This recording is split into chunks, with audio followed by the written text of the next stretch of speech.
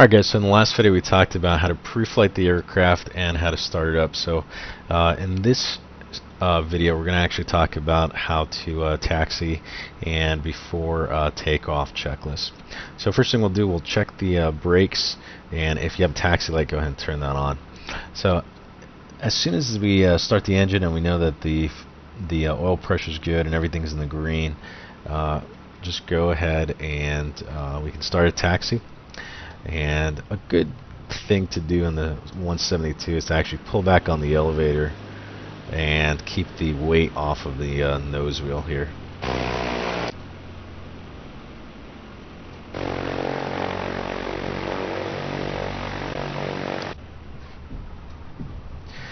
And that just gives you a little bit better steering, because the propeller wash on the elevator will actually bring the nose up and keep some of the weight off of the front of the nose wheel there. So that's just a good practice, and it'll give you actually a nice tighter turning rate. It won't give you as much friction on that nose wheel.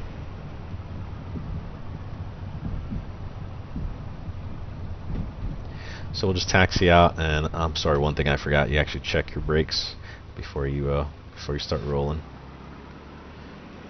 just to make sure they're working.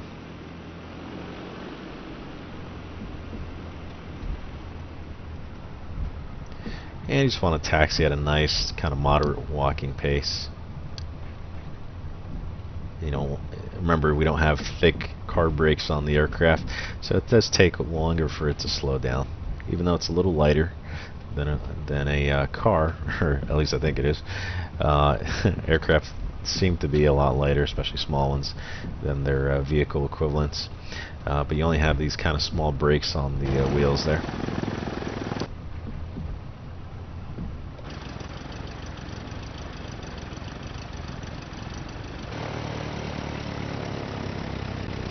Alright, so one thing I like to do is actually to angle away from the taxiway, or towards the runway. And the reason we do this is if you do have an aircraft behind you, you don't want to prop wash them or blast them with your prop as you do your run-up. If you have a ramp area, you want to use that so that you can do your run-up and get out of the way for other taxiing aircraft. Okay, so here's where you do your before takeoff checklist, and obviously you're going to hold the brakes down right now, and we're going to check our flight controls. So you want to do usually start with left aileron. You can see it there, and I'll just move it halfway and make sure that that goes down, and then I'll go over to the left side and I'll continue the movement and make sure that it goes up. Okay, and then I'll start on this one. I'll go about halfway, make sure that one goes down, go on the other one and make sure that one goes up. Okay, and then you also check the elevator to make sure that's working, and you'll check the rudder to make sure that is working as well. The trim will set for takeoff, and the flight instruments will set and check. So flight instruments are basically your 6 primary, in addition to any nav aids that you might need. Airspeed, obviously you want that to be on 0. Attitude indicator should be level. This should be at field elevation. And quick trick in Flight Sim, if you press B, it'll automatically set it to the altimeter setting, but in real life you'd get that from the tower or from ATIS, and you would set it to whatever altimeter setting. Now this is called the Colesman window inside here, and you just set it, when you rotate this knob, you'll set to whatever the barometric pressure is, adjusted for non-standard non-standard pressure. Okay. And then proceeding down here, turn coordinator, you just want to make sure that's level and that the ball is centered, obviously. The heading, you do want to check on the ground, and we're about 040, so you want to adjust that to 040 if you need to. This is for the autopilot, that little kind of orange indicator there. And then the vertical airspeed indicator, obviously you want to make sure that's level. At this point, if you need to set GPS, you know, it's a good idea to do that. You're direct to whatever. If you're going to set VORs, you know, you should do that at this point as well. Now, just a word of caution, you know, if it's a busy airport and you don't have a ramp, you don't want to be just sitting here kind of taking up the taxiway. So all of these checks, the before takeoff check, you can actually do before you even start taxiing. Some pilots actually prefer to do that, so you're not holding up the taxiway. But it just depends on the airport. Okay, after your flight instruments, you want to check your fuel again. Now, remember that we actually checked this manually by, throwing the dipstick in the wings and physically seeing how much we had. So this is not going to be necessarily accurate, but you want to see that it's indicating something. Maybe it's indicating pretty close to what we had. If you remember, we had 22 gallons. This is actually indicating a little bit lower currently. And fuel selector valve should be on both, and mixture should be on full rich at this point, so don't forget to throw that back in. Unless you're above 3,000 feet field elevation, you might not have to lean that on the ground. And then we'll start our engine run up. So basically, depending on your aircraft, it might be 1,700. For my aircraft, it's 1,800, so we'll go ahead and power up. And you want to check the magnetos. So if you hit the M key, it'll select magnetos, and then minus, you'll go to the left, and you should get a slight drop in RPM. Go back to both, and go to the right, slight drop. That means 2 magnetos are working. Back to both, and then for the carbureted engines, you go ahead and pull out your carburetor heat, which again we don't have in this aircraft because it's fuel injected. And while the engine's spinning up, you want to check the oil pressure. Make sure it's in the green. Oil temperature should be up by now. And the fuel flow, you want to make sure you have that, and vacuum should be in the green arc as well. So everything looks good to go, and you can go ahead and bring the power back to 1,000 RPM.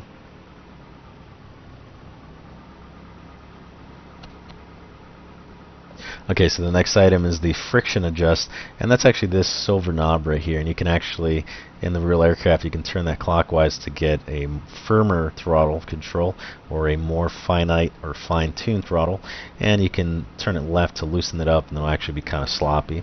I usually crank it up pretty much all the way because in the Cessnas the throttle does have a tendency to slide back if this friction lock is not all the way in. So I usually tighten all the way in, and then I'll take off. You want to keep your right hand on the throttle and your left hand on the yoke. Wing flaps should be 0 unless you're doing a soft field takeoff. Some people use them on short field. Just depends on your preference and what the pilot operating handbook calls for. Okay, and then avionics should be set. Again, that includes your GPS, but mainly your radios and any VOR radios that you'll have to set. Alright, so now we're getting ready for takeoff. We want to make sure our doors and windows are locked, and that includes passengers as well. And your takeoff briefing is the next item on the checklist, and that just means your passengers should be fastened in and buckled in, and any last minute advice that you want to give them, and if in case of engine out, in case of emergency, in case you got a ditch, whatever other instructions that you want to give them, you should give them at this point. And then before takeoff, strobe lights if you need them, if it's adverse weather conditions, mainly IFR, IMC. You want to go ahead and turn the strobes. Typically in the daylight, a lot of people in flights make the mistake of throwing on nav lights all the time, and it's just not realistic. There's nothing barring you from doing that. There's no regulation that says you can't, but just to save on the life of the light and the fact that nobody can really see it that well, most pilots will keep their lights off during daylight operations, save the beacon on the tail of the aircraft. You'll also throw on landing light at this point so that the tower can see you and other aircraft can see you taking off. That does help. It's like a huge beam on the left wing or on the front of the aircraft, and you can see that for miles and miles. If you ever look up at night and you see an aircraft flying and you see that big white light, well, that's typically going to be the landing light on low-flying aircraft. Alright, we'll throw the transponder on altitude encoding, and it will go ahead and transmit our altitude to any ATC that's tracking our flight. And we can make a note of the time off. If you're doing a cross country and you're actually timing your flight, I usually do it after takeoff, but you can go ahead and throw the counter on so that you can see time between your waypoints if you're doing dead reckoning. Okay, so at this point we are fully ready to go. We've done our takeoff checklist, and all that's left to do is just take off. So we'll taxi out to the runway here. And this is a controlled field, but I'm not using ATC just for purposes of the video of this tutorial. Alright, so let's say we've gotten clearance from tower. I always check the approach lane to make sure there's no aircraft. Just because you got a clearance from air traffic control does not mean that they have some sort of power and authority over the airspace. They can't suspend the aircraft in midair, even though they wish they could. So you always want to make sure that nobody is having an emergency, or somebody's confused about what airport they're at, or somebody just decided not to contact tower, which would be very foolish, but it does happen. Alright, so as we get ready for takeoff here, you just want to do one final check. Usually I'll hit the brakes, and when you do get cleared for takeoff, you do want to expedite that. You don't want to be hanging around lollygagging on the airfield. However, I usually do make it a practice to hold the brakes and throw up the RPM, and just do one final check of my engines. Make sure my oil pressure's good, vacuum's good, temperature's alright. Check the fuel gauges one more time, and just says one final check. And brakes release. I usually go full power here, and you're looking at the end of the runway, which is down here, and using your peripheral to keep the aircraft centered down the runway.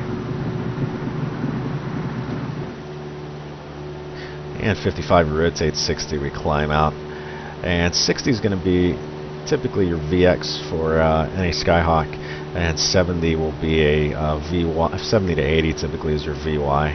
So I usually use 60 initially, and then you kind of relax the back pressure, and you actually have to push. You do have to push the nose forward to get your VY. I know there was some debate about that on the A2A forums. You do have to push the nose forward. So once you get 70, you usually climb out at this speed, and you do want to make sure you keep the right rudder in. You're always checking your ball. If I let go of right rudder pressure, see how the aircraft kind of wants to go to the left naturally, so you do want to keep that right rudder pressure. And if you need to trim, go ahead and trim that pressure out. So now we're maintaining 70 knots for VY, and pretty good climb rate, 1,000 feet per minute.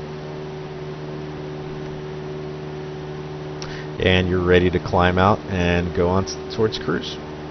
Alright, so I hope you guys enjoyed that video, and I'll see you guys in the next one.